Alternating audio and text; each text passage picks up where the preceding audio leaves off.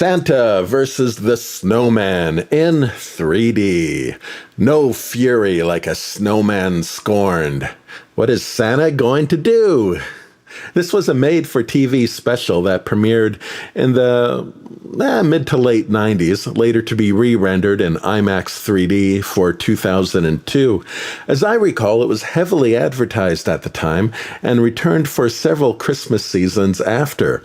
It's funny to think of this as being considered somewhat obscure in the present day. But it was probably more important to the history of 3D than is realized. In the 90s, the only place to see 3D was at an IMAX theater, and a large part of IMAX's business model then was being a destination of choice for school trips. So documentaries that towed the multinational government line were the order of the day. Moving 3D into actual entertainment was controversial, if that can be believed today. At this time, there was no public memory of 1953 and no internet to remind anyone. Myself, I had for years assumed IMAX invented full-color 3D. And the first and really only IMAX attempt at 3D storytelling was Wings of Courage from 1995. That was a dud, and many critics considered it confirmation that 3D was only suitable for nature films. Now, the Polar Express may have changed that opinion, but Santa vs. the Snowman probably made the first cracks in that nut. If you went to see it at the time, it was usually paired with a 2-minute IMAX 3D promo short, Paint Misbehavin', which had a painter spilling his cans clumsily over the audience. Snowman is only a bit over 30 minutes long, but that wasn't unusual for an IMAX 3D film at the time. For technical reasons, they could only accommodate a 45-minute 3D film spool. But no one minded. Going to see IMAX was more like a sideshow, an arcade, or stepping into the oddity tent at a carnival.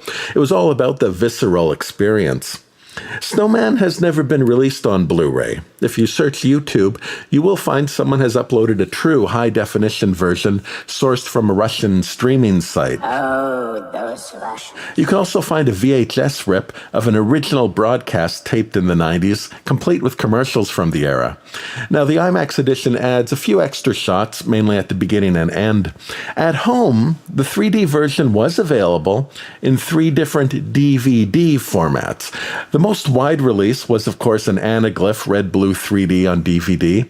There was also a little-known edition in Sensio 3D, who sold special decoder boxes to sync the image to active glasses. Sensio was a bit too ahead of its time and went bankrupt just as Avatar hit. Lastly, a field sequential version, which is similarly worked with a couple of 3D systems that were designed for the old tube televisions and synced glasses to the refresh rates of the scan lines. Now, these scan lines do not directly translate to modern flat screens, so it's best viewed through software that will do a sensible conversion. Notice, however, there is a bit of ghosting in my slideshow, and for some reason, that is an inherent issue with these early 3D DVDs. You would not see that in an IMAX showing, or presumably a proper Blu-ray 3D release. Despite the primitive CGI, Snowman vs. Santa remains an enjoyable watch. 3D is the best part of the experience. It has very strong stereo moments that really push out, so much so that it's hard to believe that this wasn't intended to be seen in stereo from its very inception. Just check out this snowman while he hangs precariously over a ledge. Just what a great heights moment. We never do find out how he escaped that plunge. Later, we soar through the air on jet reindeer as they confront some enemy igloo walkers. The one thing that struck me is how forward-facing much of the movie is. It's frequently looking right at you, which gives it a naturally engaging quality that makes a lot of the setup fit well with the stereo. This camera-facing device is common in young kids' shows like Teletubbies and Dora, and I wonder if its use here was for the same reason or accidental. Being early CGI, the landscape can be a bit sparse, but that is a bit refreshing, actually, as it helps focus your attention on what's happening, and there's nothing that outcompetes with the 3D, making the often extreme stereo easy to take in. Take, for example, Santa's jailhouse, which is fun, but there isn't too much behind the bars, so they are clear and very easy to see. This would have been something to see on the big IMAX screen. At that size, any stereo disparity is exaggerated, so this must have felt insanely immersive.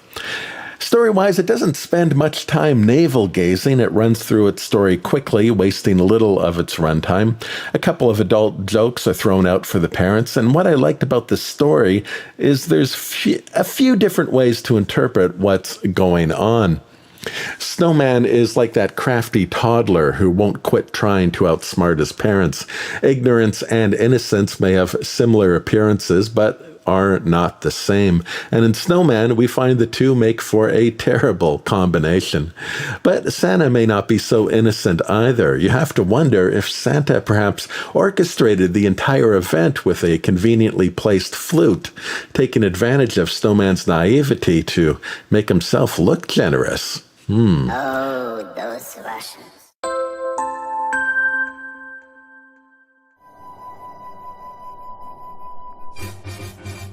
Oh, we work for Kris Kringle. He makes my sleigh bells jingle. Yeah, everybody loves Santa.